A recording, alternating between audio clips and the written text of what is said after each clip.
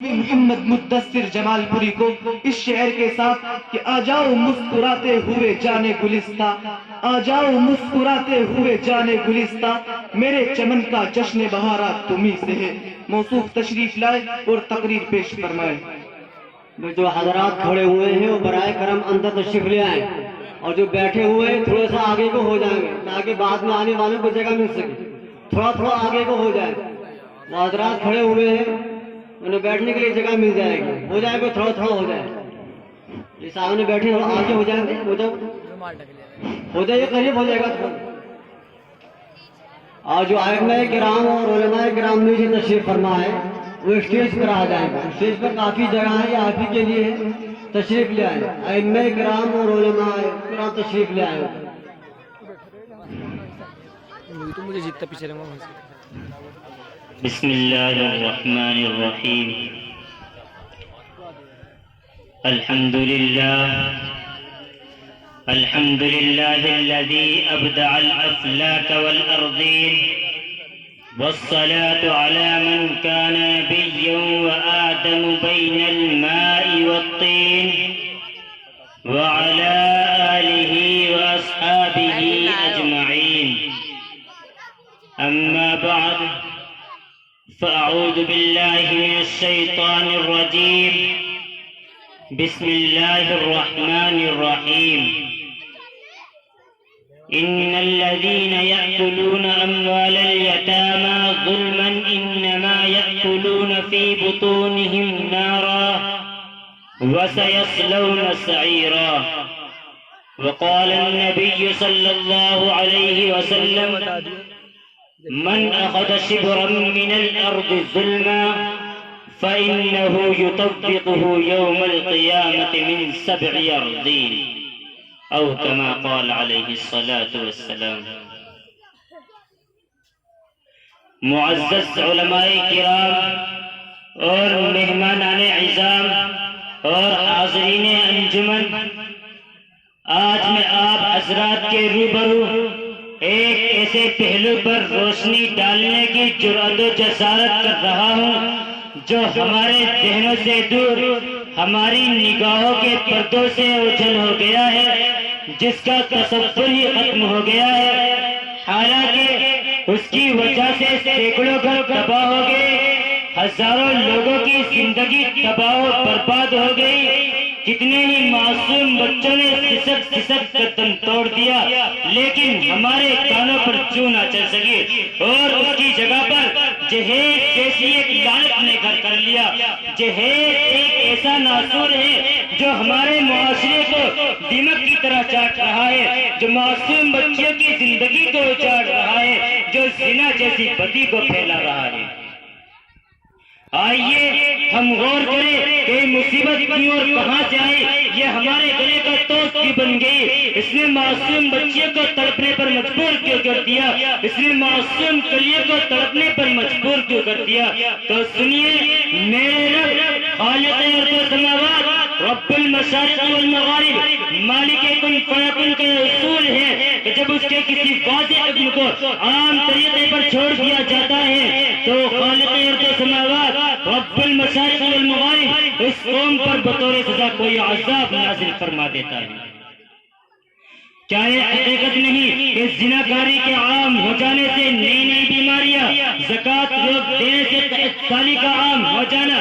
ناچ گانے کے عام ہو جانے سے اندھیرا اور زلزلوں کا آنا، گالی گلوچ کے عام ہو جانے سے اللہ کی نظر سے گر جانا، کیا یہ یقینی نہیں؟ یقینی ہے۔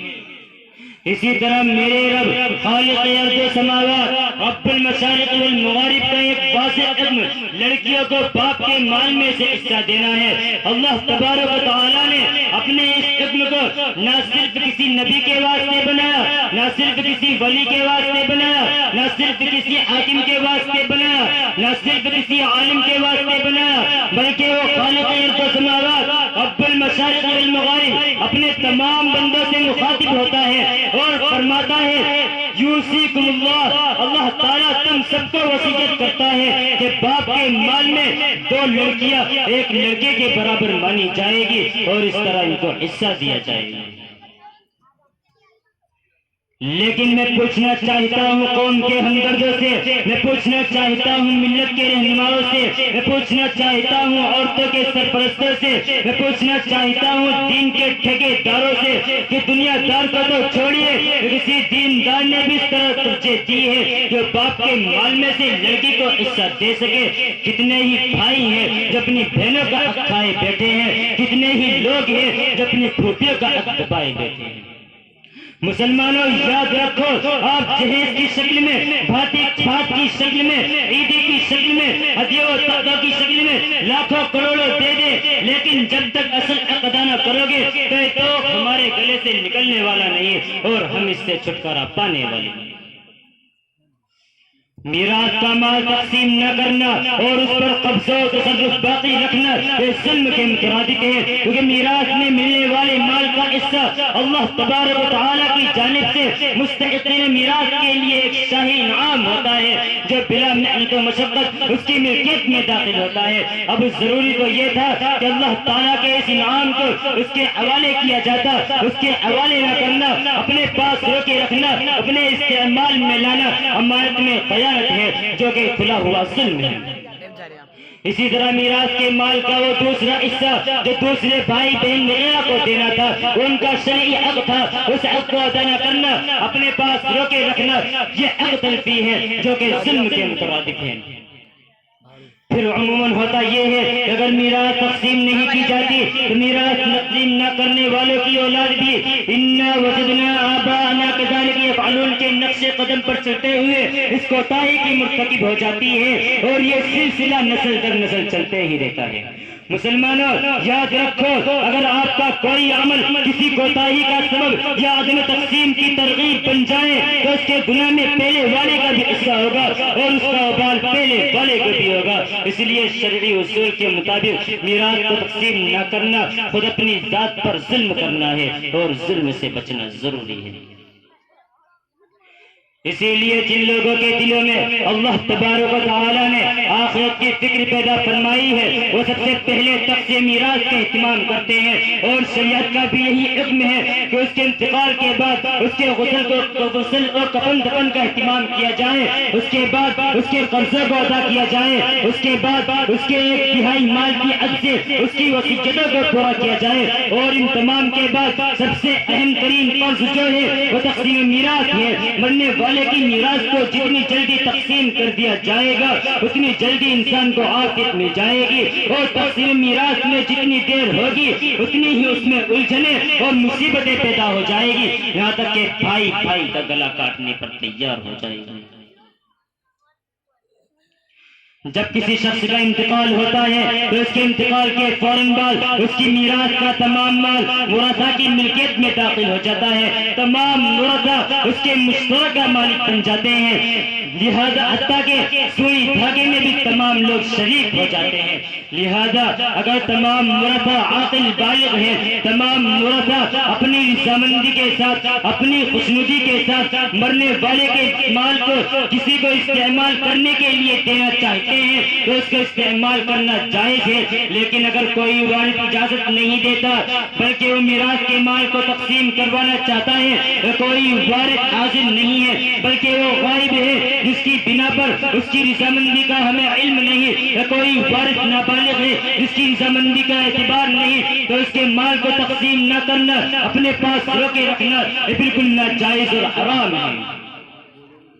دوسری طرف ہماری بے احتیاطی دیکھیے کہ جب کسی شخص کا انتقال ہوتا ہے تو ہم کس طریقے سے اس کے مال پر ناحق قابض ہو جاتے ہیں اور اس میں بیجا تصرف کرنے رکھتے ہیں۔ مسلمانوں یہ عمل بالکل ناجائز اور حرام ہے، اور جو مسلمان اللہ تعالیٰ کے مقرر کردہ حصوں میں تبدیلی کرتا ہے یا ان پر سرے سے عمل ہی نہیں کرتا تو اس کے بارے میں قرآن کہتا ہے ان الذین یأکلون اموال الیتامی ظلما انما یأکلون فی بطونہم نارا، کہ جو لوگ یتیمے کو مال کو ظلمن کھاتے ہیں وہ در حقیقت اپنے پیٹ میں آگ بھر رہے ہیں، ان قریب وہ جہنم میں داخل ہوں گے۔ اور محمد عربی صلی اللہ علیہ وسلم نے فرمایا من اخذ شبرا من الارض ظلما فانه يطفئه يوم القيامه من 7 ارضين، کہ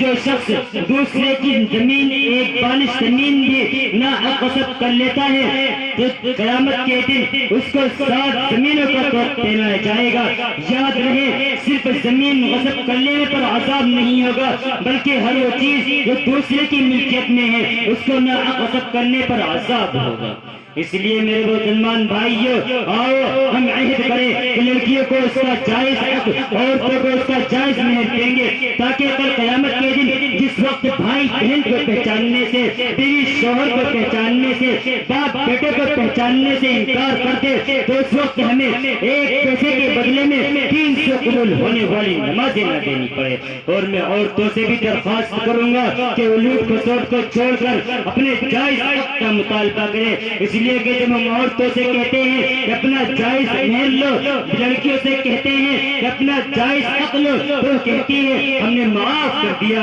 اور اگر طلاق کا وقت آ جائے تو سب سے پہلے مطالبہ مہر کا ہی ہوتا ہے تو ایسی معافی سے کیا فائدہ. اس لیے میرے دوستو ہم سے چاہیے کہ ہم تقسیم میراث کو صحیح تقسیم کریں. اللہ تعالی ہم سب کو تقسیم میراث کی توفیق عطا فرمائے. وما علینا الا البلاغ.